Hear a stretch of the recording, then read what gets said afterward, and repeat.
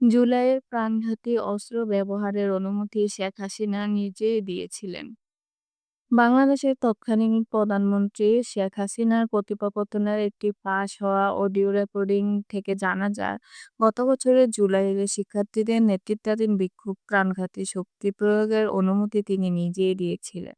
BBC আইয়ের যাচাই করা ওই রেকর্ড অনুসারে শেখ হাসিনা তার নিরাপত্তা বাহিনীগুলোকে বিক্ষোভকারীদের বিরুদ্ধে প্রাণঘাতী অস্ত্র ব্যবহার করার অনুমতি দিয়েছিলেন এবং তারা সেখানে তাদের পাবেন যেখানে পাবেন তাদের গুলি করবেন।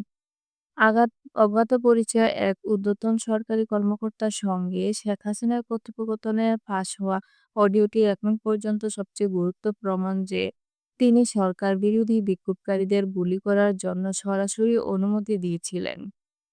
ফাঁস হওয়া অডিওটি সম্পর্কে জানেন এমন একটি সূত্র বিবিসিকে জানিয়েছেন, গত 18 জুলাই নিজের সরকারি বাসভবন গণভবন থেকে শেখ হাসিনা ওই ফোনালাপ করেন। চলতি বছরের মার্চের শুরুতে ফোনালাপের অডিওটি কে ফাঁস করেছেন তা প্রশ্ন নয়। বিক্ষোভের পর থেকে শেখ হাসিনা কলের অসংখ্য ক্লিপ অনলাইনে প্রকাশিত হয়েছে, যার অনেকগুলোই যাচাই করা হয়নি। গত 18 জুলাইয়ের ফাঁস হওয়া রেকর্ডিংয়ে কণ্ঠের সঙ্গে শেখ হাসিনার কণ্ঠস্বর মিল শনাক্ত করেছে বাংলাদেশ পুলিশের অপরাধ তদন্ত বিভাগ।